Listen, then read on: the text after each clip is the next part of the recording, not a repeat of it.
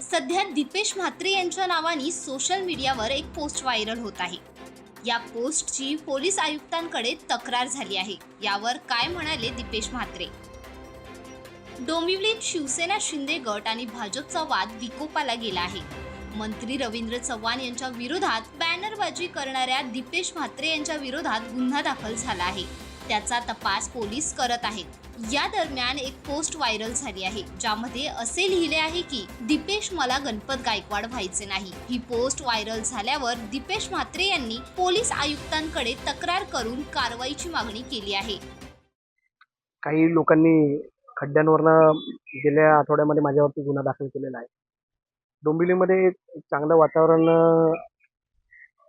आहे आणि आम्ही लोकांच्या भेटीगाठी करतोय आणि लोकांमध्ये ज्या असुविधा आहेत त्याच्याबद्दल रोष आहे आणि त्याच्याबद्दल आवाज उठवल्यानंतर काही लोक दडपशाही करण्याचा प्रयत्न करतात। आम्ही या दडपशाहीला भीक घालत नाही, परंतु काही लोकांनी आज पोस्ट टाकली आहे की दीपेश मला गणपत गायकवाड व्हायचं नाही आहे।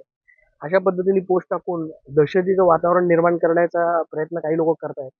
पण अशी दहशत जरी केली तर लोकांच्या प्रश्नासाठी आणि डोंबिवलीच्या विकासासाठी आम्ही कटिबद्ध आहोत आणि अशा धमक्यांना आम्ही भीक घालत नाही। मी तक्रार पोलिसांकडे केलेली आहे। जसा माझ्यावरती खोटा गुन्हा दाखल केला आहे त्याच पद्धतीने हा खरा गुन्हा त्यांनी दाखल करावा, एवढीच माझी त्यांना विनंती राहणार। त्याच्यामध्ये असं लिहिलं आहे की दीपेश मला गणपत गायकवाड व्हायचा नाही आहे, म्हणजे याचा अर्थ इन शॉर्ट ही धमकीच आहे ना की आम्हाला तुम्हाला गोळ्या घालायच्या नाही आहेत।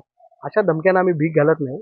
अशा धमक्या डोंबिवलीच्या विकासासाठी आम्हाला काही करावं लागलं, उद्या जेलमध्येही जावं लागलं विकासासाठी तर आम्ही जाऊ, आणि खड्ड्यांवरनं जर जेलमध्ये जायला लागणार असेल तर आम्ही आमचं सौभाग्य समजू की बाबा डोंबिवलीच्या प्रश्नांवर आवाज उठवल्यानंतर अशी दडपशाही केली जाते।